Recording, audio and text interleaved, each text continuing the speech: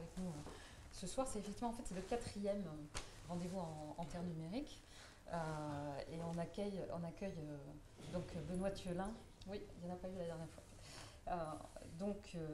Pour nous parler d'un sujet intéressant, un peu optimiste pour une fois, parce qu'on a été un peu pessimiste les deux dernières fois, mais Ah bon? qui est, dès qu'on parle des plateformes, ou de Ouais, la c'est vrai. notation, des choses comme ça, de la data, cette fois-ci, l'idée donc c'est de parler de quelque chose qui te tient à cœur, effectivement, puisque tu as été un des pionniers de la démocratie participative en France, et puis que c'est au Conseil national du numérique dont parlait Christophe, tu as aussi produit pas mal ou au moins dirigé pas mal de Mhm, rapports bien sûr. autour de ces sujets-là. Donc l'idée c'est de parler de l'autonomisation ou de l'empowerment, comme on dit plus couramment, de chacun par le numérique. Et on commence peut-être avec un petit peu d'histoire. C'est-à-dire que en fait, ça, c'est pas quelque chose de nouveau, c'est quelque chose qui est dans les racines du numérique, dans les racines d'Internet, la capacité d'autonomisation de chacun. Oui, je crois. Enfin, alors, la notion d'empowerment a été, sinon inventée, en tout cas fortement théorisée par un philosophe un peu particulier, américain, qui s'appelait Saul Alinsky, et sur lequel d'ailleurs un certain Barack Obama a fait un mémoire. Donc vous voyez qu'il y a eu déjà une filiation intellectuelle et politique intéressante. Alinsky, c'est un militant avant tout.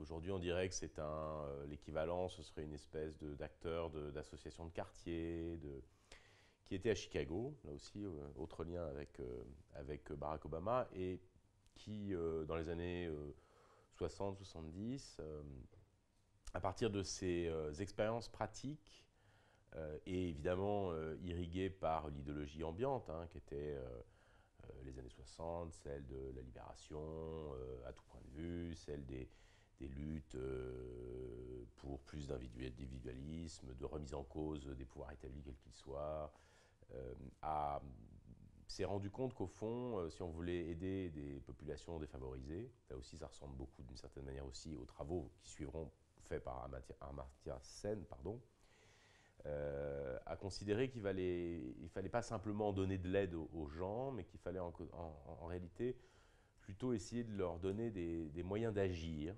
Aujourd'hui, d'ailleurs, c'est une des formes de traduction en français de ce mot empowerment que le pouvoir d'agir. Et il l'a mis en pratique et théorisé un peu en même temps. Donc c'est intéressant d'ailleurs de voir quelque chose d'assez web, d'ailleurs, d'assez numérique dans cette idée d'ailleurs. C'est qu'il a autant pratiqué que théorisé ce qu'il pratiquait et inversement. Alors pourquoi je vous parle de ça? Parce que je crois que cette notion aujourd'hui est probablement une des théories qui explique pour beaucoup les phénomènes que l'on vit aujourd'hui par la vague numérique qui nous submerge après nous avoir fait surfer. Et peut-être faut-il aussi du coup revenir un tout petit peu plus en arrière encore sur l'informatique et la manière dont son évolution, on va dire un peu linéaire, telle qu'on pouvait l'imaginer à sa naissance, c'est-à-dire en gros au lendemain de la Seconde Guerre mondiale, a dévié au fond de sa cible d'origine. À l'époque, on parlait de ce qu'on appelle l'informatique centralisée, c'est-à-dire finalement les grandes organisations qui étaient capables d'investir dans les ordinateurs. Vous avez tous vu des images, elles se mettaient autour de grosses machines et elles partageaient la puissance de calcul. Et à ce moment-là, et donc ce qu'imaginaient les ingénieurs télécoms des années 50, au fond, si je devais le dire autrement, je prendrais une image, ou en tout cas même une réalisation très concrète, de ce que eux rêvaient, puisque le seul pays au monde qui a été capable de le faire, c'est les Français, avec le Minitel. C'est-à-dire un réseau centralisé, pyramidal, très structuré, très fermé, avec un opérateur central qui décide de tout. Le Minitel est une invention absolument géniale, hein. Je n'ai pas du tout de mépris à avoir vis-à-vis de ça. D'ailleurs, la France est. Mais c'est une vision absolument hyper centralisée, hein, à la française. Et d'ailleurs, on est le seul pays au monde à être allé au bout de ce rêve des ingénieurs des années 50 et 60. Or, ce n'est pas ce qui s'est produit. Le Minitel est mort et Internet, aujourd'hui, est l'épine dorsale du système d'information du monde. Donc pourquoi est-ce que ce n'est pas le Minitel qui a gagné et pourquoi, au fond, ce n'est pas cette informatique que les premiers penseurs de l'informatique avaient imaginé qui a gagné? Ben, probablement parce que précisément, de jeunes étudiants en informatique qui étaient sur des campus américains, qui ont réfléchi et qui voyaient comment la famille, le rôle du père, la famille très structurée, de manière pyramidale, puis l'université, puis les entreprises. Partout où ils sont allés, ils ont fait d'une certaine manière des révolutions. En France, on dirait, c'est la vague 68 qui a poussé au fond cette idée d'autonomisation des individus et de remise en cause des organisations très verticales et pyramidales.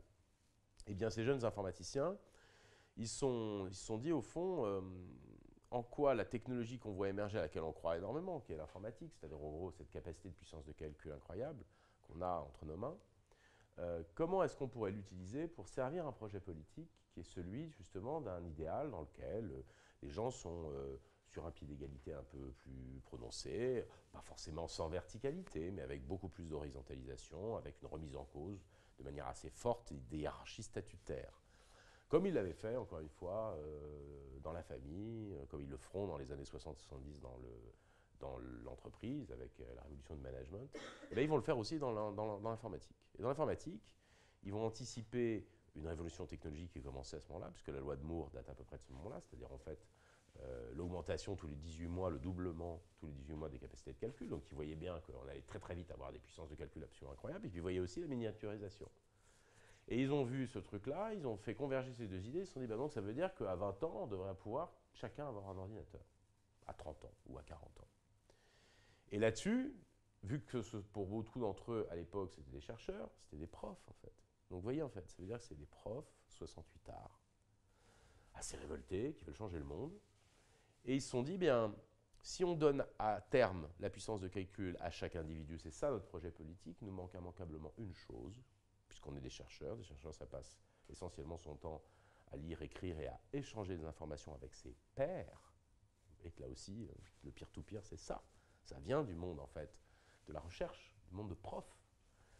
Eh bien, ils se sont dit, s'il nous manque une chose, si chacun a sa puissance de calcul dans sa poche, d'une certaine manière, il l'anticipait presque, il nous manque un truc. C'est quoi? C'est un réseau. Et c'est comme ça qu'Internet est né. Et ce n'était pas du tout le monde informatique des années 50 qu'on avait rêvé. Ce qui veut dire que le mot disruption qu'on utilise aujourd'hui à tout bout de champ, en fait, cette disruption, la première vraie disruption du monde informatique, c'est Internet. Et c'est ça qui a tout changé. Pourquoi? Parce qu'on a d'abord pensé un réseau ouvert, hyper égalitaire, qu'on a théorisé d'ailleurs après, avec la fameuse théorie de la neutralité de l'Internet, c'est-à-dire le fait que, qui que vous soyez, un individu comme une entreprise, un simple professeur dans une université obscure ou une multinationale qui passe des milliards, lorsque vous vous connectez au réseau, le réseau est aveugle. Il prend votre information, il la coupe, il la dissémine sur un réseau et il la reconstitue à la sortie. C'est ce qu'on appelle la neutralité du net. Et c'est ça, en fait, qui va avoir une profonde vague de démocratisation dont on bénéficie tous aujourd'hui et qui va profondément expliquer ce qui se passe depuis quelques années. Alors, d'abord avec des effets très positifs que parfois on a un peu tendance à oublier aujourd'hui. C'est-à-dire, alors on a d'abord vu que ça comme une révolution médiatique, puisque tout le monde s'est mis à pouvoir produire de l'information.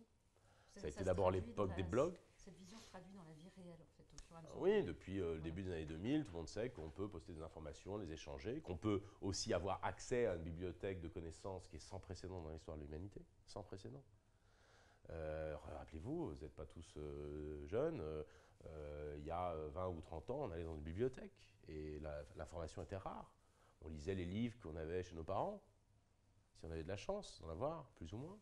On allait à la bibliothèque, on ne les trouvait pas tous. C'était parfois difficile, parfois c'était le hasard finalement, qui ont guidé nos lectures et qui ont fait qu'on s'intéressait à telle chose plutôt qu'à telle autre. C'est plus du tout comme ça aujourd'hui, mais c'est une révolution en réalité absolument profonde. Et donc là, je fais encore un autre retour en arrière. Moi, je suis profondément convaincu que la seule équivalence dans l'histoire de l'humanité de ce tel changement, sans remonter trop loin, puisqu'il y a même un philosophe qui s'appelle Bernard Stiegler, qui est un philosophe français qui pense beaucoup numérique, lui dit l'émergence d'Internet dans l'histoire de l'humanité, c'est aussi important que le passage de la culture orale à la culture écrite. En gros, l'invention de l'écriture. Vous voyez comment c'est vertigineux. C'est pas une invention parmi d'autres, c'est pas l'électricité ou la découverte du pétrole et de ses usages ou une autre invention. Ça n'est pas une invention, c'est un changement profond du rapport des humains entre eux par l'entremise du fait qu'ils vont modifier leur rapport à la connaissance, que cette connaissance doit être horizontalisée, comme l'avait été l'invention de l'imprimerie. L'imprimerie, ça a été prodigieux. Vous inventez l'imprimerie. quelques dizaines d'années après l'invention de l'imprimerie, donc qui casse le monopole de la transmission du savoir par l'Église, en fait, en Occident, mécaniquement, à peine quelques années après cet éclatement de ce monopole, c'est-à-dire ce bouleversement profond du rapport de la connaissance, des humains avec la connaissance, vous avez la Renaissance. La Renaissance.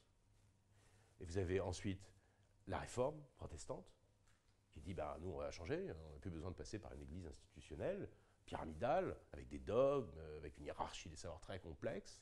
Nous, on pense que chaque individu peut lire la Bible et peut réfléchir. Et ça se répand comme une traînée de poudre dans toute l'Europe. Et ça va avoir évidemment, et d'ailleurs on oublie souvent, la gauche est née en France, mais ailleurs, dans le protestantisme, à cette époque. Et ça va provoquer indirectement, des dizaines d'années après, la révolution anglaise, américaine, française, puis la diffusion de la connaissance plutôt scientifique et technologique va provoquer aussi derrière, après les libertés politiques, la révolution industrielle, jusqu'à nous amener jusqu'à aujourd'hui. Je pense que ce qu'on est en train de vivre depuis 1995, en gros, c'est-à-dire à partir du moment où le réseau qui était celui de l'ARPANET, de l'Internet, qui était en fait confiné dans des échanges universitaires entre les États-Unis et l'Europe, pour l'essentiel, avec l'invention du web, tout d'un coup, on ajoute la dernière pièce qui manquait pour démocratiser l'accès. Moi, j'ai eu la chance de pouvoir naviguer sur Internet. J'avais un copain qui était complètement geek, informaticien, au début des années 90. Fallait y aller pour aller sur Internet. C'est quand même un truc compliqué. À partir de 95, il y a un navigateur web qui est inventé avec l'hyperlien. Et là, tout d'un coup, à peu près n'importe qui est capable de se connecter à Internet. La dernière phase de cette évolution, et qui va achever de la diffuser de manière magistrale sur toute la planète, c'est ça. Et juste mesurons, ça a 10 ans. Donc en fait, ça ne fait que 10 ans que tous les ingrédients de la révolution numérique sont réunis. Et on mesure à quel point l'impact est absolument vertigineux. Alors, sans se focaliser tout de suite sur les effets négatifs, parce qu'évidemment qu'il y en a eu et on les voit beaucoup en ce moment. Ce pouvoir d'agir s'est traduit dans la démocratisation de la prise de parole, dans la démocratisation de l'accès à la connaissance. Vous savez qu'aujourd'hui, dans l'accès aux universités, on en parlait l'autre jour ou hier quand on en a un peu parlé de tout ça, vous avez aujourd'hui ça fait déjà une dizaine d'années, vous avez une explosion par exemple des inscriptions sur les cours à distance de toute l'Afrique. Et donc d'ailleurs, imaginez juste à 15 ou 20 ans les conséquences que ça va avoir. Vous avez quasiment des continents entiers de gens qui n'avaient pas accès à la connaissance et au savoir. Je ne dis pas que tout le monde va se mettre à devenir prix Nobel parce qu'ils ont accès à la connaissance, mais ne serait-ce qu'une infime partie de la population, ça veut dire que les sociétés vont changer, mais profondément. Et probablement beaucoup plus que les milliards qui ont été déversés, souvent pas forcément de manière extrêmement utile, dans des pays sous-développés. Vous allez avoir un changement profond des sociétés africaines, comme on l'a déjà vu dans plein d'autres pays qui sont en voie de développement. Et puis vous l'avez vu aussi dans le champ politique, je parlais d'Obama tout à l'heure. Obama est un obscur sénateur jeune et pas forcément très implanté dans le Parti démocrate, et par l'usage intelligent des technologies, il va réussir en gros créer un parti politique from scratch. Donc, et ce qui est intéressant, encore une fois, dans tout ça, c'est qu'à chaque fois, et je crois que ça tient à la structure historique qui a été choisie, la structure des architectures techniques qui ont été choisies à la base de ce qu'est Internet, c'est encore une fois, c'est un réseau hyper égalitaire, dans lequel chacun est traité sur un strict pied d'égalité, et qui fait dans quelques domaines que ce soit, cette vague d'horizontalisation est puissante et rouvre le jeu à peu près à tout point de vue.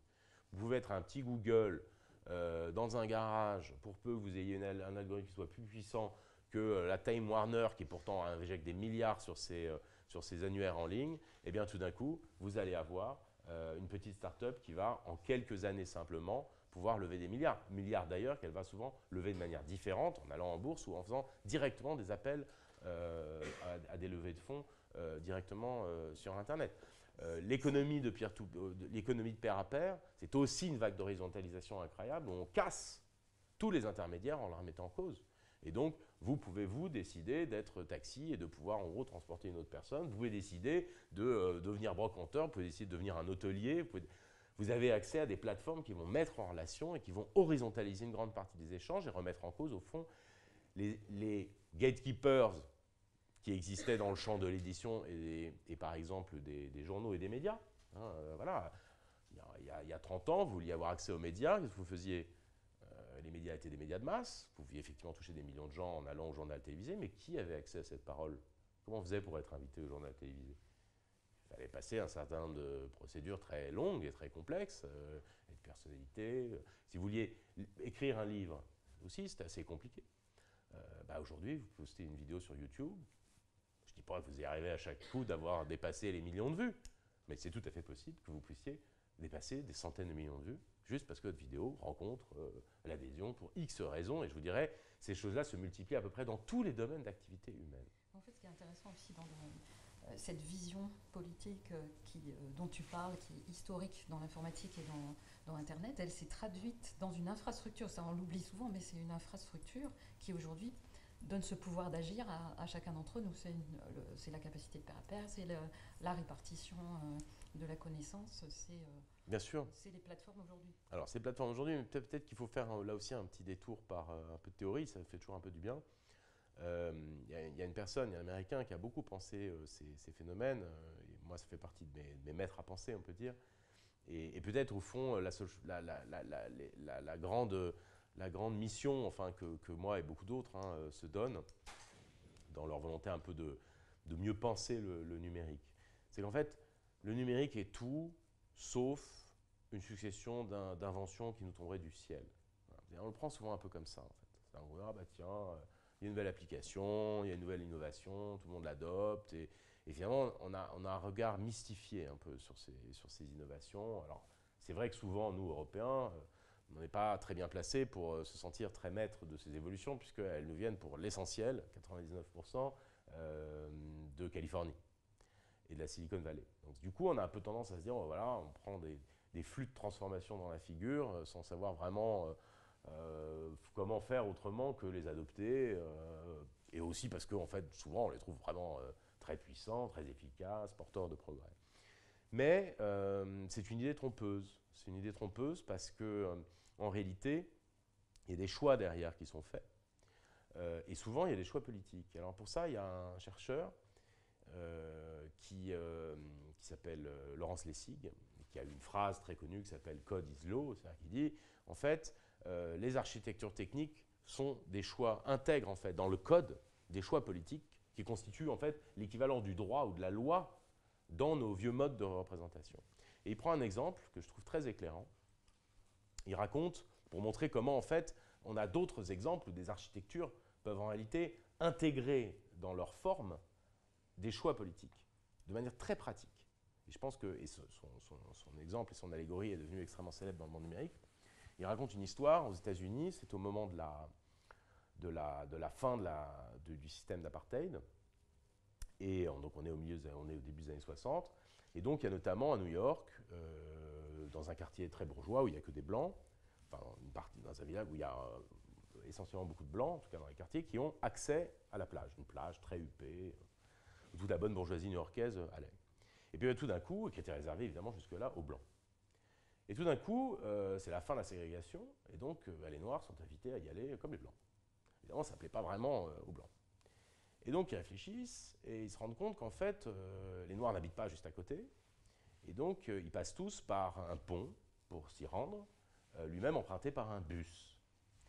Et ils se rendent compte qu'en fait, s'ils rétrécissent la taille du pont, sa largeur, ils ne laisseraient passer que des voitures, et donc pas les bus. Et comme les bus sont essentiellement utilisés par les Noirs, et bien de fait, ils ferment l'accès aux Noirs sur cette plage. Et Lessig prend cet exemple en disant, en fait, les architectures technologiques sont exactement la même chose. Vous pouvez faire une loi, vous pouvez voter une loi à l'Assemblée nationale, mais si derrière, les choix technologiques qui sont faits empêchent l'application d'une loi, mais en réalité, vous êtes complètement aveugle, vous allez voter des choses, des décisions, mais qui en réalité vont être complètement contournées, voire contredites parfois, par les architectures techniques qui ont été inscrites dans le code. C'est pour ça qu'il dit « code is law ». Et donc, pourquoi je dis ça? Parce qu'en fait, si vous mettez un peu toutes les choses que je viens de vous dire, cette vague d'empowerment que le numérique nous a donnée, elle a été, encore une fois, pas du tout fortuite, nous tombant du ciel. Je vous ai montré dès le départ que c'est des gens qui, à un moment donné, ont eu une vision politique d'un usage des technologies et ces technologies sont venues servir ce projet politique. Et heureusement, d'une certaine manière, ce choix technologique que moi j'approuve énormément, qui a été un choix au fond, encore une fois, d'un réseau très ouvert, très égalitaire et qui a été vecteur d'une horizontalisation des individus entre eux, qui est très puissante. On parlera après, si vous voulez, des débordements. Et cette vague quand même de démocratisation dans tous les champs, de la connaissance, de la politique, de l'accès au savoir, de l'entrepreneuriat, de l'organisation des entreprises en interne, etc. Cette vague puissante, elle est assez protégée par une chose qui est, encore une fois, l'architecture technique des réseaux qui a été choisie. Et donc, ça veut dire aussi que si on changeait cette architecture, ou si tout d'un coup d'autres applications derrière cette architecture remettaient en cause ces choix technologiques qui en fait sont des choix technopolitiques, bah évidemment, ça changerait énormément de choses. Alors, le drame, évidemment, aujourd'hui, de nos organisations collectives, pour ne pas dire politiques, bah, c'est que souvent, en fait, elles sont très aveugles de tout ça. Si vous demandez dans la rue à n'importe qui, vous faites un micro-trottoir, vous demandez c'est quoi la neutralité de l'Internet, les gens vous diront je ne sais vraiment pas. Pourtant, si vous dites c'est quoi la liberté ou l'égalité, les gens, et si on vous dit bah, vous ne savez pas, et pourtant elle va être remise en cause. Les gens diront non, la liberté et l'égalité ne doivent pas être remises en cause, elles sont fondamentales dans nos sociétés. Bah, l'équivalent de ces choses-là que je viens de vous décrire, ça s'appelle par exemple la neutralité du net à l'heure du numérique. Je pense que tu peux Et donc, la décrire, bah, la neutralité du net, c'est tout ce que je viens de vous décrire. En fait, la neutralité du net, c'est le fait qu'on a fait un choix d'architecture technologique du réseau qui est hyper égalitaire, qui est neutre vis-à-vis des gens qui s'y connectent. Le Minitel, ce n'était pas ça. Le Minitel, si vous vouliez créer une start-up avec un business derrière, vous aviez une très bonne idée, qu'est-ce que vous faisiez? Vous appeliez France Télécom, bonjour, voilà, j'ai une super idée, je voudrais faire un moteur de recherche qui s'appelle Google et dont on pense qu'il peut changer les moteurs de recherche par rapport aux annuaires qui existent. Ouais, non, je trouve ça pas terrible. Ou au contraire, ouais, pourquoi pas. Mais alors, vous allez faire comme ça, et puis on va prendre 80% de votre chiffre d'affaires. Ah, mais je ne vais pas avoir beaucoup d'argent après pour réinvestir. Ah oui, mais c'est comme ça. Vous n'êtes pas d'accord, bon, au revoir. C'était ça, en fait, le réseau. Technologiquement, la différence entre Minitel et Internet, il n'y en a pas énormément, en fait. D'un point de vue comment dire, des possibilités, Minitel était très puissant. Hein, c'est un vrai réseau qui maillait tout le territoire avec des terminaux. Le problème, en fait, c'est des choix d'architecture à l'intérieur qui, en fait, contraignaient les usages qu'on pouvait en faire. Donc vous voyez que ça veut bien dire qu'il y a eu un choix au début, vraiment, d'une organisation très horizontale. Et c'est pour ça qu'on vit des vagues d'horizontalisation dans tous les domaines, dans le champ politique, dans le champ économique, dans le champ social, etc. etc. Ça, je pense qu'il faut vraiment l'avoir en tête, parce que toutes les vagues qui ont suivi depuis, toute la disruption engagée dans tous les domaines, aujourd'hui, elle est d'essence, en fait, elle provient en fait de ces choix d'empowerment politique qui ont été plongés dans les innovations technologiques de l'époque. Donc, concrètement, on peut donner quelques exemples de ce à quoi on aboutit aujourd'hui. Donc, tu as parlé de Barack Obama, mais on pourrait dire Emmanuel Macron, c'est un petit peu la même chose. Oui, la même chose, bien sûr. Les gilets jaunes, on peut parler des gilets jaunes. Oui, alors le problème, c'est que en économie, c'est toutes les startups. Voilà. C'est-à-dire que avant, vous vouliez, moi je ne sais pas, regardez la manière dont on a pensé les voitures autonomes. Les voitures autonomes, ou quand on voulait changer un service, c'était très, très compliqué. Vous disiez à G7, quand même, ce serait pas mal que vous ayez des cartes bleues dans tous les taxis, puis il faudrait quand même apprendre à vos taxis d'être chauffeurs, d'être un peu plus sympas. Toutes ces choses-là, en fait, ils le faisaient un peu lentement, etc. Puis tout d'un coup, vous avez un intermédiaire qui arrive, et c'est comme ça dans tous les domaines, qui dit non, mais nous, on vous laisse gérer les chauffeurs, taxis, etc. On s'en fiche, nous, c'est pas notre sujet. Nous, on prend tous les gens qui ont des bagnoles, et s'ils veulent, ils installent une application, et on va juste les mettre en contact avec des gens qui veulent se déplacer. Mais je vous dirais, c'est la même chose dans à peu près tous les domaines. Vous avez une chambre de bonne qui est libre, quelques jours, vous voulez la louer à quelqu'un, donc on vous met en relation avec. Mais nous, on ne construit pas de chambre de bonne, on ne s'occupe pas des chauffeurs de taxi, on ne change pas les routes, etc., etc. Et pourtant, par le même phénomène, parce que vous avez complètement horizontalisé les échanges et que vous allez pouvoir, vous, application, vous mettre directement sur les infrastructures physiques et pouvoir relier les individus entre eux qui vont modifier les usages de ces infrastructures physiques ou ces infrastructures matérielles. Alors évidemment, ça pose des problèmes qui sont gigantesques. Parce que dans la première vague, ce que ça fait, c'est que ça rouvre complètement le champ des usages. C'est-à-dire que tout d'un coup, vous pouvez transformer un immeuble d'habitation en hôtel. Mais vous n'avez pourtant pas construit d'hôtel. C'est ça qui est fou. Vous pouvez dire, nous, on va changer l'usage de la voiture. Avant, les gens étaient propriétaires de la voiture. Aujourd'hui, ils vont la partager. Mais vous avez pourtant, vous n'êtes pas allé voir Renault pour dire, on a une idée, nous, on pense que les gens en ont marre d'acheter des voitures et qu'ils voudraient plutôt les partager, ou que des gens, parfois, qui veulent aller à un endroit, il serait mieux que de pouvoir, que d'y aller tout seul. Et ils pourraient partager le coût de l'essence, du péage, etc. Blablacar. Si vous étiez allé voir Renault, je suis sûr qu'il y a des dizaines d'entrepreneurs qui sont allés voir Renault en disant on a ça, tu vois, puis Renault se dit ouais, bon, en même temps, ça remet un peu dans cause notre business model, parce que nous, il faut qu'on en vende à des individus. Donc si les gens commencent à se regrouper pour partager des voitures, on va en vendre moins. Donc non, ça ne nous intéresse pas. Et comme on a accès au marché des utilisateurs de voitures, on ne vous fout pas notre fichier. Et puis finalement, c'est une mauvaise idée, votre histoire. C'est ça, en fait, dans le monde économique d'avant Internet, c'était ça qui se passait. Les idées, elles étaient déjà là. Mais évidemment, les acteurs fermaient la porte de l'accès au marché. Eh bien, la couche d'Internet dessus, elle rouvre complètement le jeu. Elle dit, ah, mais vous n'avez pas besoin d'être constructeur automobile pour avoir accès aux automobilistes. Ils sont sur Internet. On vous met en relation. Vous voulez leur parler? Allez-y, faites une application. Et vous allez pouvoir tout d'un coup utiliser votre voiture en partage. Blablacar. Blablacar, ils ne font aller voir ni les présidents d'autoroute, ni les présidents de Renault, personne. Alors, le problème, et je vous dirais, dans la vague politique, c'est la même chose. Ça a permis, regardez ce qui s'est passé pendant la révolution arabe, c'est passionnant. Alors, je ne suis pas en train de vous dire que les dictateurs sont tombés grâce à Facebook. Ils sont tombés parce qu'il y avait des gens qui manifestaient en masse sous les fenêtres du palais des présidents des dictatoriaux. Et c'est ça qui a fait qu'ils sont partis. Et pourquoi ils existaient? Pourquoi ils sont venus à ce moment-là? Pourquoi ça ne s'est pas passé avant? Qu'est-ce qui faisait? Qu'est-ce qui fait d'ailleurs qu'en fait, dans le monde d'avant, les pouvoirs étaient si forts? Ben, c'est que les gens ne pouvaient pas s'organiser tout seuls. Ils n'avaient pas des pouvoirs d'auto-organisation. On revient sur l'histoire d'empowerment. C'est-à-dire que le numérique a permis de sortir de ce qu'on appelle le dilemme du prisonnier. C'est-à-dire votre intérêt, vous savez que vous auriez intérêt à vous fédérer avec les autres, mais comme vous ne savez pas comment les autres vont s'organiser, ben, voilà. Et l'exemple concret, c'est ben, si vous êtes 10 à descendre sous les fenêtres de Ben Ali, il vous jette en prison. Si vous êtes 100 000, c'est lui qui prend l'avion et qui s'enfuit. Le problème, c'est comment vous faites le matin en vous disant j'aimerais bien manifester sous les fenêtres de Ben Ali, mais vous ne savez pas si vous serez 10 ou 100 000. Comme vous ne le savez pas, ben vous n'y allez pas. Ben, Internet, ça vous permet de sortir de ce dilemme en disant j'ai regardé, j'ai reçu un mail, et on est des millions à avoir répondu sur la page Facebook, on va manifester en bas. C'est ça qui s'est passé. Et les apéros Facebook, dans le champ, on va dire, du loisir, c'est la même chose. Par contre, ça pose des problèmes absolument incroyables parce que ça remet en cause même l'essence même de l'organisation des pouvoirs. En fait. C'est pour ça que c'est un dissolvant absolument puissant et qu'on commence un peu à se brûler les mains avec. Parce qu'évidemment, les apéros Facebook, vous savez très bien ce qui se passe. Hein. Vous avez 10 000 personnes qui arrivent sur une place et qui prennent l'apéro, vous avez des morts. Hein. Parce qu'en fait, c'est assez compliqué la gestion sociale.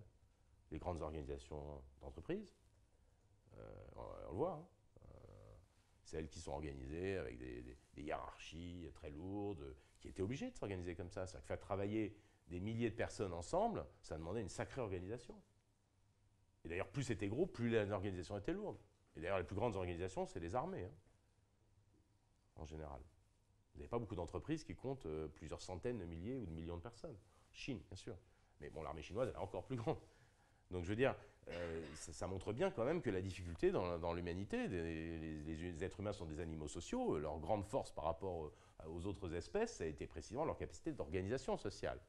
Et c'est pas pour rien qu'assez vite, à peu près dans toutes les sociétés du monde, qui ont grossi, elles ont en fait sophistiqué des organisations sociales très complexes, et souvent avec des hiérarchies. C'est pas les mêmes partout, bien sûr. Parfois elles ont été démocratisées, parfois pas, mais en tout cas, on voit bien qu'on avait une organisation avec des délégations ou pas, selon si c'était démocratique ou pas, mais c'était quand même souvent sur des schémas de délégation et avec un sommet qui était de plus en plus rétréci et des règles d'organisation qui redescendaient. Le numérique, il balaye un peu ça. Ça remet tout en cause. D'ailleurs, on arrive aux limites aujourd'hui, donc on commence à se poser d'autres questions. Mais en revanche, c'est un dissolvant puissant de toutes ces organisations. Et ça, on le voit bien dans à peu près tous les domaines d'activité humaine. Aujourd'hui, il n'y a pas grand-chose qui échappe en fait à cette vague. Alors évidemment, ça pose plein de problèmes parce qu'il y a eu des dérives. C'est-à-dire qu'au début, on a été très naïf en se disant cette vague d'empowerment, elle est géniale puisqu'en fait, elle sert les activistes, les militants, les défenseurs des droits de l'homme qui peuvent s'organiser, ceux qui n'avaient pas accès aux médias, qui peuvent parler, les chercheurs incompris, qui peuvent enfin partager leurs connaissances. Voilà. Les chercheurs incompris, oui, mais aussi les dingues, les complotistes, les paranoïaques, les haineux, les fous, les illuminés. Il n'y a pas de raison voilà. que le côté obscur s'intéresse. Ah oui, et en fait, au début, et ça a été très vite, hein, Obama a été élu en 2008. Dès les midterms de 2010, les Tea Parties réutilisent les mêmes technologies qu'avait utilisé Obama contre Obama. Donc la vague, le ressac est très rapide. Très rapidement, 2 ans après, la vague de démocratisation des printemps arabes, vous avez les djihadistes qui utilisent les mêmes types de technologies pour s'organiser, pour diffuser leur contenu. Et sans Internet, il n'y a pas Daesh. Hein. Il y avait Al-Qaïda. Al-Qaïda, c'est d'avant le web. Daesh, c'est une invention, c'est un enfant de l'Internet. Et des réseaux sociaux en particulier. Et du mobile. Fonctionne comme une entreprise finalement aujourd'hui, avec du marketing, avec des vidéos. Comment est-ce que Daesh a fait deux choses? Un, il recrute sur Internet. Ah oui, aujourd'hui, Daesh, c'est comme s'il avait une télévision satellite. Il postait des vidéos sur YouTube, il s'est très bien organisé pour faire ça. Vous avez vu probablement les vidéos qui montaient, puisqu'en fait, on a aussi connu une vague de démocratisation des outils. À partir du moment où vous êtes sur des telles économies d'échelle, en fait, le système d'information d'une entreprise des années 90, que seule une multinationale est capable de se payer, aujourd'hui, n'importe quel charcutier du coin de la rue a les mêmes. Les mêmes. Ah oui. Il a le même type de système d'information, il peut gérer ses comptes en banque en direct, il peut, s'il a des fichiers Excel, des outils de gestion, il peut faire de la publicité en ligne. Enfin, juste imaginez, il y a 20 ans, qui pouvait se payer de la publicité? Des grosses boîtes. C'était quoi les supports de la publicité? Des publicités de masse. La télévision, la radio, la presse, ouais, quelques petits trucs. Enfin, globalement, les affichettes dans la rue, c'était quand même un peu compliqué. Et tout d'un coup, vous mettez Internet dessus. Si vous êtes charcutier au coin de la rue et que vous voulez promouvoir vos boudins que vous avez fait ce matin dans un rayon de 50 mètres autour de chez vous sur des gens dont vous savez qu'ils aiment la charcuterie, ça va vous coûter 2 €, vous allez tous les toucher sur Facebook. Démocratisation de la publicité. Et ça change tout, parce que ça aussi, charcuterie pour Daesh, c'est pas vraiment un parallèle qui leur plairait beaucoup, mais voilà, Daesh a utilisé les mêmes moyens pour diffuser ses informations, et puis ensuite pour recruter et organiser. Dire, hop, on vous passe l'information, vous pouvez passer par là, attention, il y a les postes frontières en Turquie, vous passez plutôt par ici, on vous envoie un SMS, non, attention, revenez, il y a les flics qui arrivent, etc. Ils passent la frontière, hop, et on s'organise comme ça. Donc, il faut voir quand même que voilà, ces technologies, en revanche, d'une certaine manière, elles ne sont pas intrinsèquement pour faire du bien. Elles ont comporté des choix politiques qui changent complètement l'organisation des pouvoirs et je pense profondément l'humanité. Ensuite, ces changements-là, il faut se les approprier pour faire le bien, on peut aussi s'approprier pour faire le mal. Et aujourd'hui, on le voit, vous démocratisez la parole médiatique, c'est super. C'est-à-dire que des gens qui avaient des idées géniales à professer ont accès aujourd'hui à la prise de parole, et vous avez accès à leur prise de parole. Mais évidemment, en même temps, les dingues, les complotistes, les théories les plus folles, etc. Et c'est d'autant plus vertigineux, évidemment, que dans cette phase de ressac que l'on vit aujourd'hui, eh bien, les gens n'ayant pas été préparés à ça, n'ont pas été éduqués à ça. Pour la plupart d'entre eux, ils viennent d'un monde dans lequel l'accès aux livres, il y avait des bons livres et des mauvais livres, mais globalement, les livres de dingue, totalement mensongers ou autres, ils étaient filtrés avant. Ils n'arrivaient pas. De la même manière que quand vous aviez quelques personnes, je ne sais pas, mon concierge avec qui je discutais quand j'étais petit, qui était profondément raciste, il n'osait pas le dire qu'il était raciste. Parce qu'il pensait bien qu'il était le seul dans l'immeuble à lettres. Mais si tout d'un coup il avait su qu'en fait, ils étaient une minorité, mais qu'il y en avait 10 dans l'immeuble, ils seraient regroupés, ils se seraient dit, en fait, on a raison, finalement je ne suis pas si seul que ça. Aujourd'hui ils sont sur Internet, ils se regroupent. Alors ils se sentent peut-être un peu minoritaires, mais ils ne sont pas atomisés comme ils l'étaient. La vague d'horizontalisation d'empowerment fait qu'en fait, ils peuvent se regrouper et puis peuvent se monter la tête en plus, du coup être de plus en plus en colère. Voilà. Et ça, c'est devenu... il ne faut pas être naïf vis-à-vis de ces technologies. Elles ont profondément changé les organisations humaines, mais évidemment, elles vont dans les deux sens. Et aujourd'hui, on est justement en train d'apprendre ça. Alors là-dessus, il y a une dernière vague qui est ambiguë, qui a à la fois porté cette vague d'empowerment et de démocratisation à un niveau très parfait, qui est le rôle des plateformes. C'est que les plateformes, du coup, les grandes plateformes, on dit, bon, bah écoutez, les petites startups qui bricolent, qui font des trucs très buggés, qui ne se parlent pas entre eux, vous êtes sur telle application, mais telle application ne marche pas avec l'autre. Ça ne marche pas, en fait. Et nous, on pense que si on centralise tout, si on connecte tous les usages, le moteur de recherche avec la production de contenu avec la cartographie et la géolocalisation avec le système de paiement avec les outils de gestion pour les entreprises, les outils de gestion avec la publicité en ligne, etc., etc. Vous connectez tout, en fait, la santé. Et nous, on va vous dire, en fait, on va être capable, un, de faire en sorte que toutes ces applications soient beaucoup plus puissantes parce qu'elles savent se parler entre elles.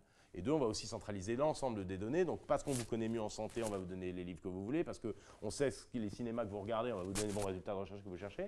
Et donc, en fait, tout d'un coup, la vague de perfectionnement de toutes ces innovations, ça a été l'émergence des grandes plateformes.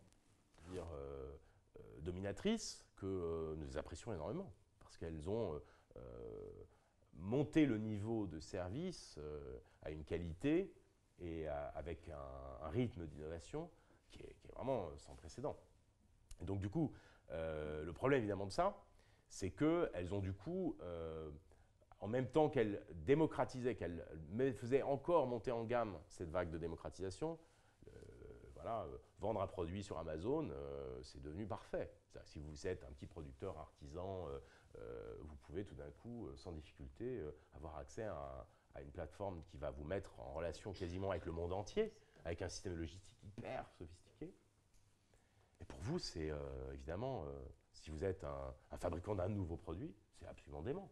Mais de la même manière, vous êtes au fin fond de la Creuse, vous aviez un petit hôtel qui ne marchait pas très très bien, vous ne saviez pas comment faire venir des touristes alors que vous aviez rénové votre hôtel et qu'il était super. Là, on est en 1983, bah, voilà, vous attendez que les gens ils passent devant la route, c'est compliqué, vous mettez des petites affichettes dans les kilomètres autour, difficile, ça ne marche pas. Donc un jour, il y a Accor qui vous appelle, qui vous dit écoutez, on va racheter votre hôtel, enfin bon, pas au prix que vous le voulez, et puis voilà, puis vous mettez la clé sous la porte, vous vendez votre hôtel. Et donc les grands réseaux d'hôtels se constituent. Maintenant, on fait la même histoire, mais en 2015. Ah bah, tout d'un coup, il y a Booking.com qui vous dit mais nous, il n'y a pas de problème. Nous, on ne vous demande pas grand-chose en fait. On prend une commission, mais vous avez accès à 1 million de gens potentiels. Et tout d'un coup, vous avez votre flux de 100 touristes tous les jours qui viennent. Belle histoire, belle histoire. Tout d'un coup, Accor peut dire on n'a pas besoin de vous. Non, on n'est pas à vendre. Nous, on va directement sur les clients. Ça, c'est la première partie de l'histoire, évidemment. La deuxième partie de l'histoire, c'est qu'au bout d'un moment, Booking vient vous voir et puis vous dit c'est 30%. Voilà. De la même manière, vous êtes un chauffeur Uber, c'est super. Voilà, vous étiez à Bobigny, vous avez juste réussi à passer le conduire, vous n'avez pas beaucoup d'autres diplômes. Impossible pour vous d'aller devenir chauffeur de taxi CG7. Très compliqué. Il faut acheter un truc, ça coûte des milliers d'euros. Évidemment, jamais on vous fera un prêt alors que vous êtes un jeune black de Bobigny. Bon, ok. Et là, tout d'un coup, Uber, vous avez le permis de conduire, vous passez les 3-4 tests, on vous prête une bagnole, et hop, vous vous lancez sur Uber. Première partie de l'histoire, génial. C'est des dizaines de milliers de postes qui ont été créés comme ça. Donc c'est pas rien. Hein. Et puis tout d'un coup, nous, en tant qu'usagers, on trouve ça super, parce que le chauffeur de taxi, qui était pas sympa, qui avait son clébard, qui puait dans son truc, vous étiez presque obligé de vous excuser de rentrer dans son appartement en rentrant dans son taxi, qui vous faisait la gueule si vous n'alliez pas au bon endroit. Bref, voilà. Tout ça, ça a disparu. Donc première vague, il y a des gens qui n'avaient pas accès à l'emploi qui tout d'un coup l'ont. Vous avez des usagers qui sont plus contents du service qui est rendu. Et puis par ailleurs, vous avez aussi mécaniquement, et ça a été d'ailleurs le business model de lancement de Uber, c'est qu'en fait, la connaissance et la rencontre plus fine entre l'offre et la demande, ça c'est aussi un concept général qui est lié au numérique. Hein. Le numérique, c'est une plateforme horizontale qui, du coup, mettant en relation tout le monde avec tout le monde, est capable de pouvoir créer des micro-marchés de manière très efficiente et en temps réel. Je ne veux pas me balader de tel endroit à tel endroit, je suis un individu à tel endroit, je vais trouver la personne qui veut me faire exactement le même type de trajet. Et là où en fait un marché traditionnel qui était obligé de raisonner sur des grandes masses par une entreprise, et du coup avec des phénomènes de rencontre de l'offre et de la demande sur des grandes masses, tout d'un coup ça peut être des micro-marchés d'équilibre. Pour vous le dire autrement, en prenant un autre exemple, Blablacar n'a pas inventé ce service, en fait, je vous dirais, dans les années 80, moi je l'ai fait, ça s'appelait de l'autostop. Sauf que comment se passait la régulation de l'offre et de la demande? Vous alliez à l'autoroute, à l'entrée de l'autoroute, mettiez une affiche, puis vous attendiez parfois plusieurs heures qu'il y ait un type qui soit sympa et qui ait compris que vous alliez à tel endroit, qui vous ait vu, et puis qui voulait bien vous y emmener. D'ailleurs, en général, il vous emmenait à 10 km, il fallait reprendre un autre, très compliqué. Pourquoi? Parce que c'était compliqué. C'est toujours très compliqué de pouvoir s'accorder, mais faire s'accorder et de rencontrer une micro-offre avec une micro-demande, c'est-à-dire un micro-marché. Internet, au contraire, lui, industrialise les micro-marchés.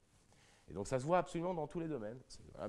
C'est pour ça qu'un Blablacar, au fond, fait ce que l'économie traditionnelle, avec ses moyens de l'époque, était incapable de faire, sauf de manière très sauvage et du coup quand même très, très limitée. Et ça, je vous dirais, ben voilà, c'est un phénomène qui est extrêmement général. Et évidemment, pour revenir à mon chauffeur Uber ou à l'usager, ben en fait, aujourd'hui, il est dans une situation qui est en fait pas si géniale que ça. Parce qu'après la première vague où il est content d'avoir trouvé du boulot, tout d'un coup, un jour, on lui envoie un mail en lui disant on va baisser votre commission de 15% demain matin. Demain matin. Et c'est le mail que vous recevez. Et ben, vous ne pouvez rien faire d'autre que de dire oui. Si vous ne voulez pas continuer, vous arrêtez. Oui, mais j'ai loué une bagnole, je suis engagé, je dois payer mon loyer. Ah, ça, c'est pas de problème, ça. Et le patron est invisible. Et d'ailleurs, en plus, statutairement, ce n'est pas votre patron. Parce qu'en fait, vous êtes travailleur indépendant. Alors qu'en fait, c'est probablement. Et c'est pour ça que c'est un cas hyper intéressant. Parce que Uber, c'est un cas très, très caricatural dans les deux sens. Ça rend vraiment objectivement un service. Ensuite, on peut poser la question de savoir est-ce que le taxi est l'avenir de la mobilité.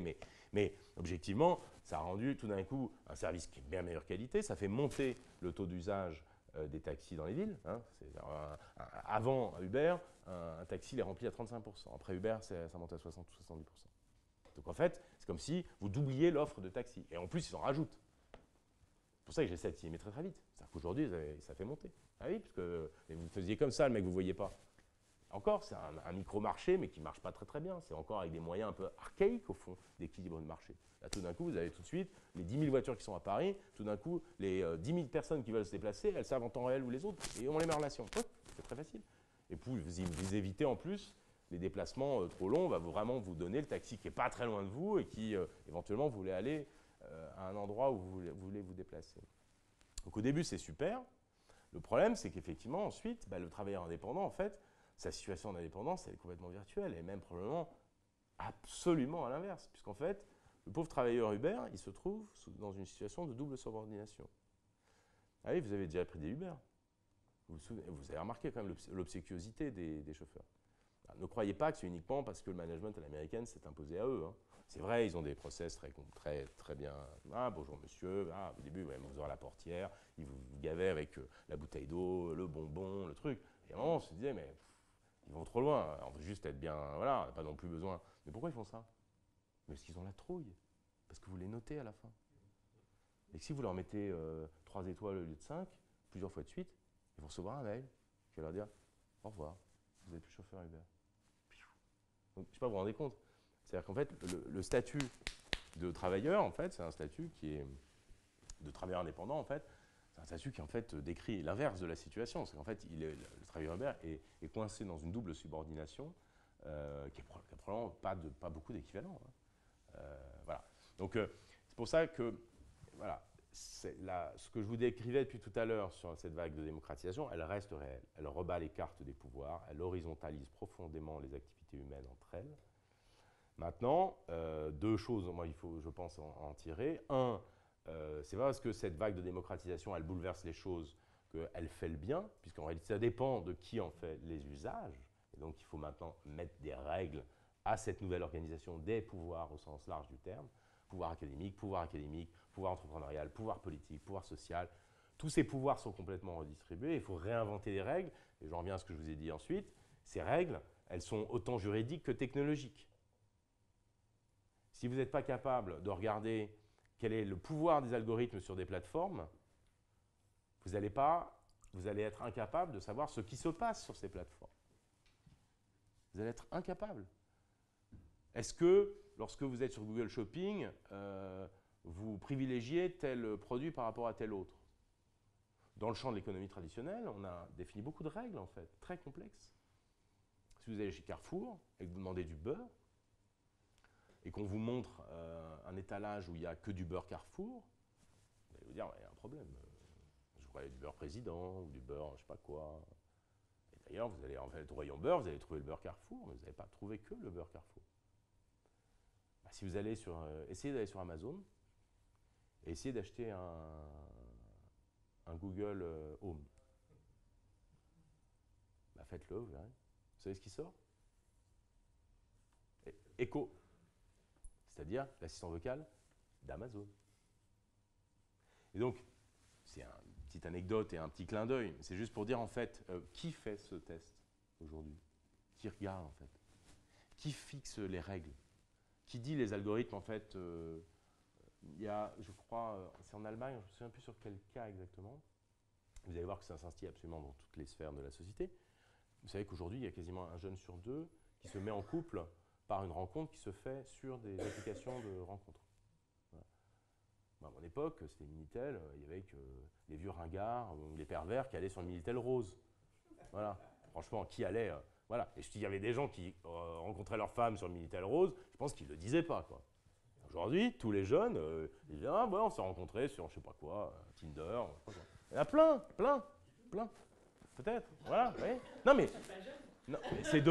mais c'est devenu quelque chose d'extrêmement commun. Maintenant, réfléchissez en fait à qu'est-ce qui vous met en relation entre deux personnes. C'est une analyse de données.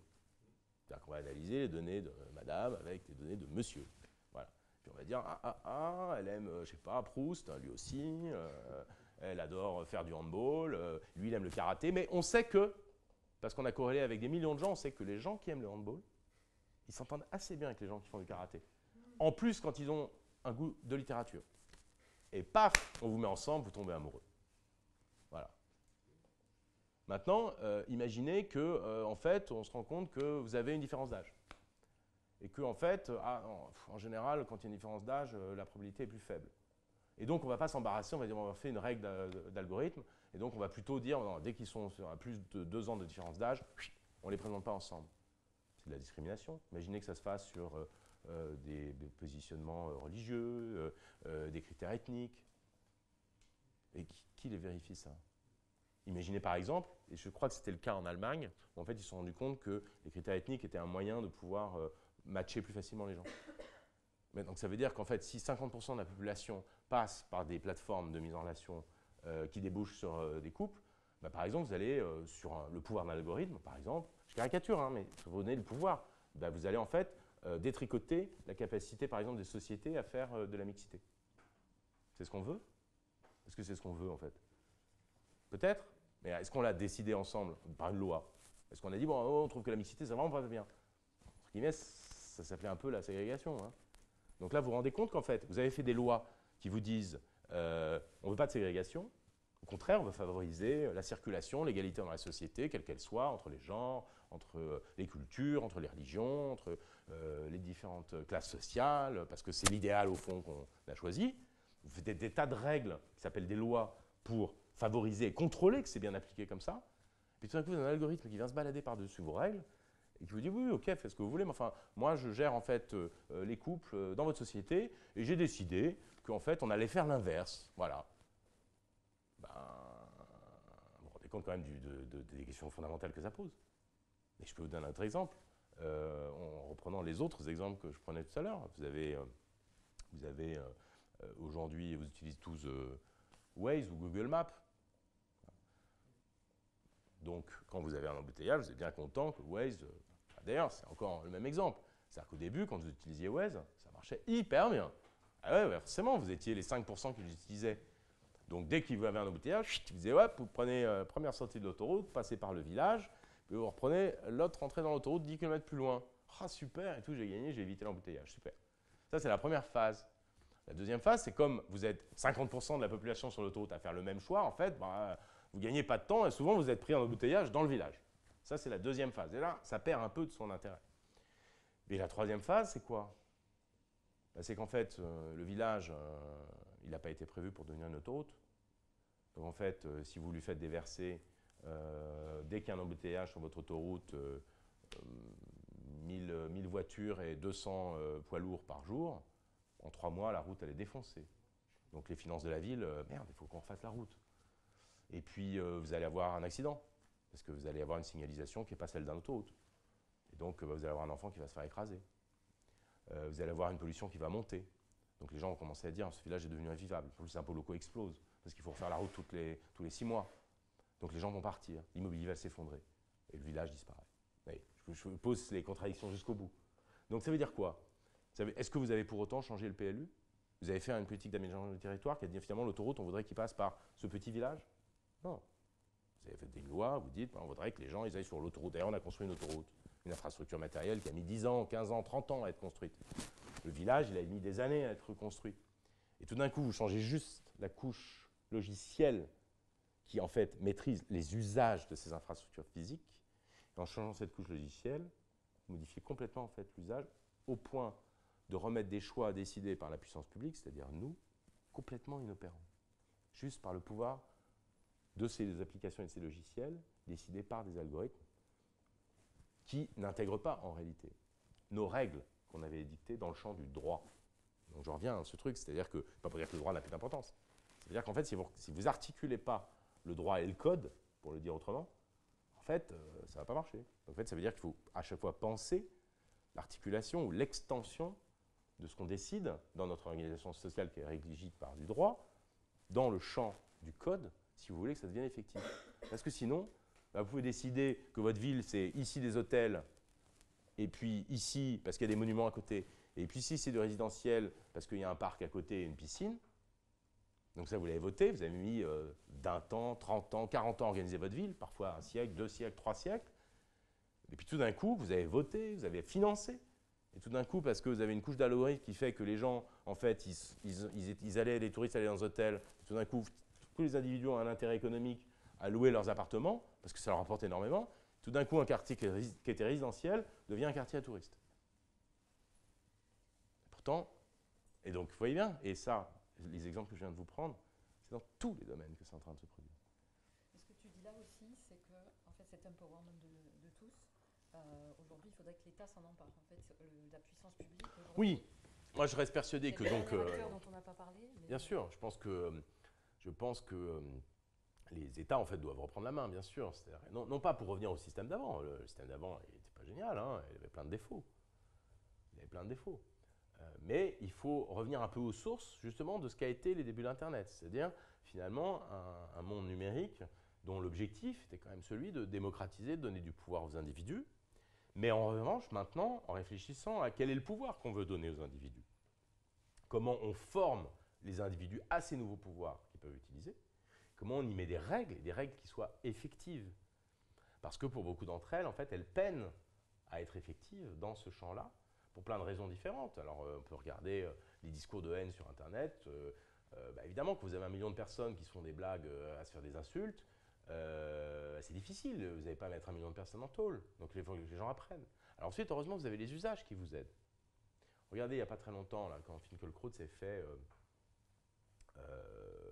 insulter, ou je ne sais plus quel était exactement le terme, enfin, en gros, il se fait plus ou moins traiter de sale juif. Bon.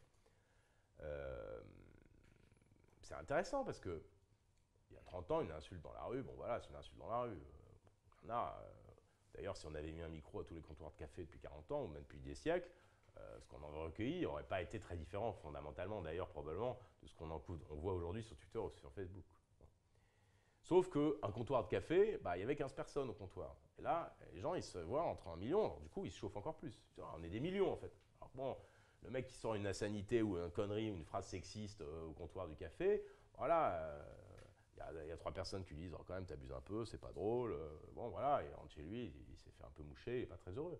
Et si tout d'un coup il se connecte avec des millions, ce que je disais tout à l'heure, il va se sentir en fait beaucoup plus fort qu'il ne l'imaginait. Donc c'est pas forcément très différent, mais vous voyez bien que à terme, évidemment, cette puissance-là, il faut que les sanctions elles suivent. Alors si évidemment c'est la menace d'instruire un procès à des centaines de milliers de personnes en temps réel à toutes les secondes, ça devient un peu un problème. Il faut que la société elle comprenne. C'est-à-dire que les gens, il faut qu'ils apprennent en fait. Il faut qu'ils comprennent qu'on leur a donné un pouvoir, qu'ils peuvent parler, mais que contrairement à avant, quand ils parlaient, ils touchaient 10 personnes, là, ils peuvent toucher 5 milliards de personnes.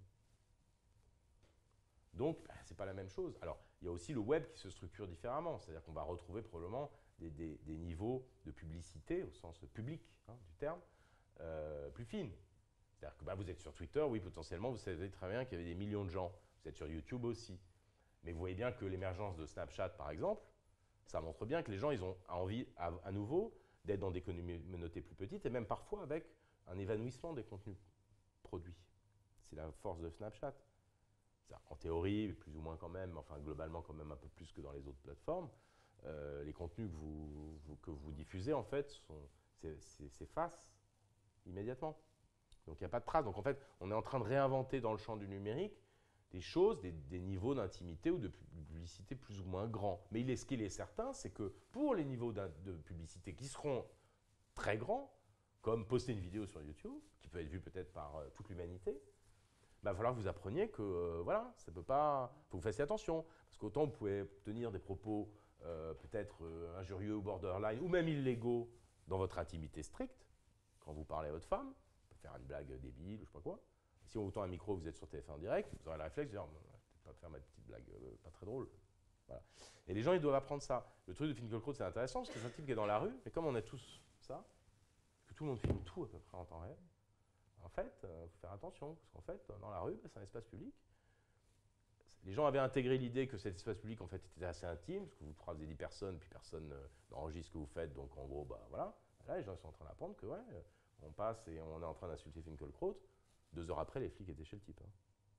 Et ça a été enregistré 50 fois, donc il n'y a aucun problème, c'est qualifié, on sait ce qu'il a dit, il passe en procès. Donc, ça veut dire quoi? Ça, c'était il y a 3 mois. Les gens, maintenant, ils sont intégrés. Hein. Je pense que les gens vont se dire, quand il y a une manif un peu forte, on sait qu'il y a des gens qui filment, etc. On ne dit plus de conneries. Le boxeur qui a défoncé le flic, il y en a eu un. Mais il est probable que peut-être toute la société est en train d'apprendre qu'en fait, il est vraisemblable que c'est des choses qu'on ne peut pas faire. En fait. Donc les gens, ils se brûlent, en fait. Tout le monde apprend, en fait. Hein. On est comme des enfants qui découvriront le feu, voilà, et on se brûle, on comprend que c'est chaud, on arrête, on a intégré. Et puis par contre, on va aussi voir tous les intérêts.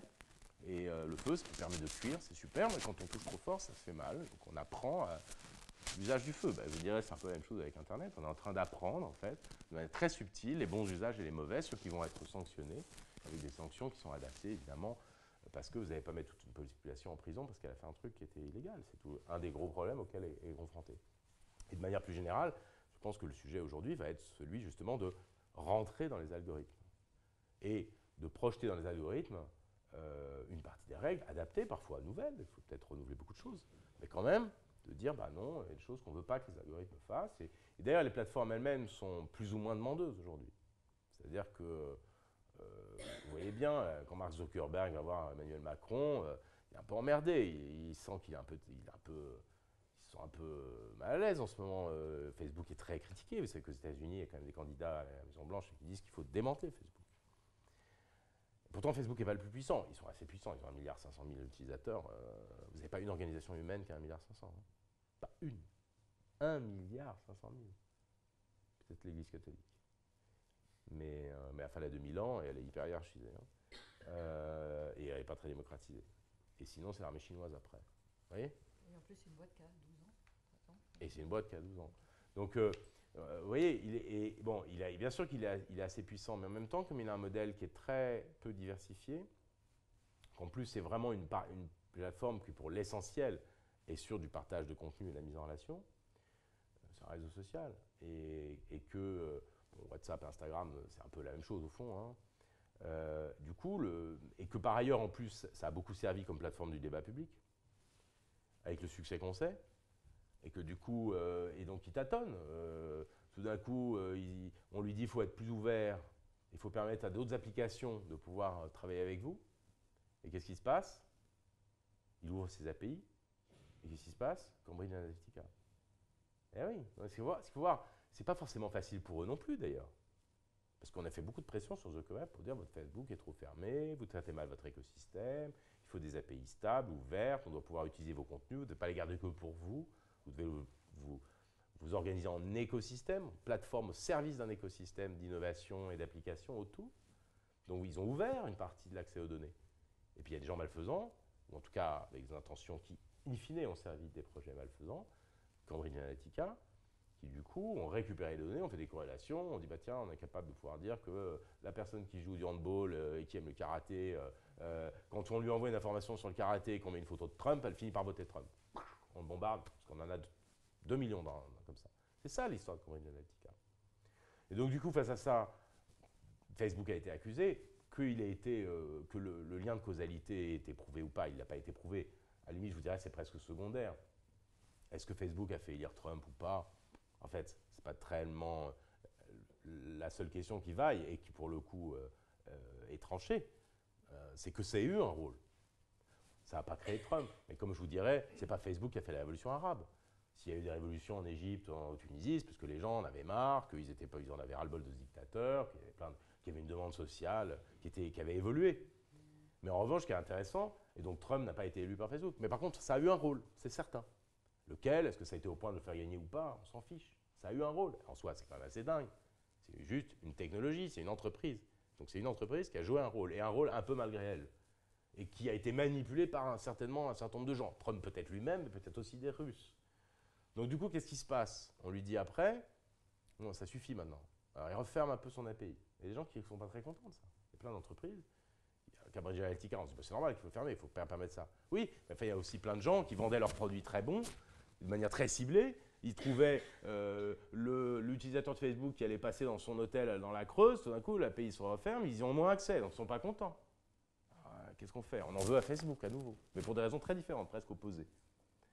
Et puis, ils se rendent compte qu'effectivement, le fait de faire une plateforme très ouverte, très débat mondial, favorise, avec beaucoup d'informations générales diffusées, parce que ce qu'il faut bien voir, c'est quand vous vous connectez à Facebook, vous avez tellement d'amis qui postent tellement d'informations que vous ne pouvez pas avoir toutes ces informations. Donc, qu'est-ce que fait Facebook? Il les trie pour vous.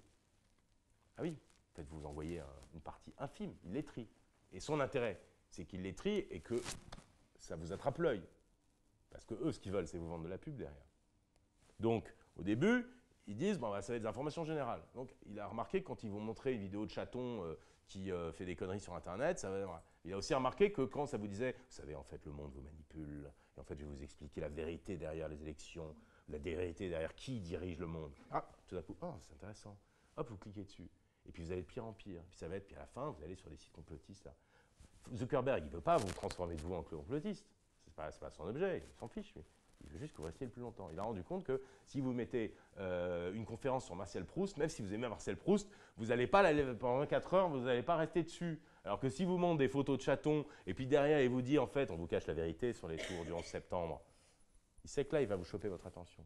Même si vous êtes hyper intelligent, vous êtes hyper cultivé, vous allez voir, ça va marcher. Sur tout le monde. Et donc, lui, c'est juste son truc, c'est il veut gagner de l'argent. Il veut gagner de l'argent en chopant votre attention. Ça marche mieux que l'autre. Et il vous montre ces contenus-là. Alors après, on lui dit, ça suffit, maintenant vous avez fait diffuser la haine sur Internet, vous êtes trop ouvert, vous diffusez trop d'informations générales. Donc on va trier vos flux d'informations différemment. On va dire, on arrête de vous montrer des vidéos du 11 septembre ou de l'actualité, on va plutôt vous montrer les informations de vos potes locaux. Un an plus tard, qu'est-ce qui se passe en France? Les gilets jaunes. C'est-à-dire, les gens, ils sont entre eux. Alors là, c'est plus des plateformes qui déversent des informations généralistes qui circulent, c'est des échanges micro-locaux. On favorise les échanges de groupes, les petites pages.